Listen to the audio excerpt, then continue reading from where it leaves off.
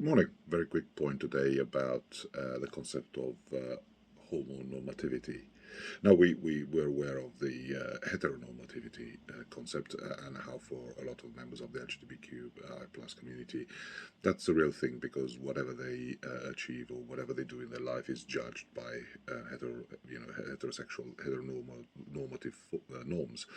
That is, necessarily having a partner for life, marriage, etc., status, money, capitalist, standards of success. But it's an interesting concept, this idea of homonormativity, as in it's almost like a standard for the community where certain members of certain communities are judged by. I see this a lot from some of my clients. I have these things like I hear questions like, am I trans enough? Am I gay enough? Am I non-binary enough even? Other people are really struggling with their transition or with their, heteronormative struggles. They really are caught in these things. They're going through a lot, but I'm not necessarily, so therefore maybe I'm not part of the LGBTQI plus community because I don't have the same struggle as other people, possibly.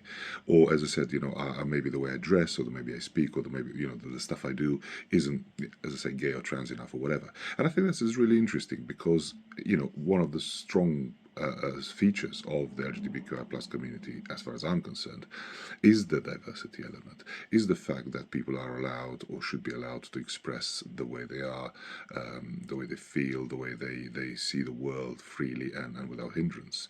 I think we have that breadth of and depth and width of experiences, of viewpoints, of the way people express themselves. So I think trying to reduce that kind of incredibly rich lived experience to a few kind of pointers just to make the community more acceptable, if you like, to the rest of the heteronormative world, I think it's really reductive. I think there's a real shame that some members of the community feel that they have to apply to themselves certain standards just to be more palatable, if you like, to the community at large and to the rest of the heteronormative world.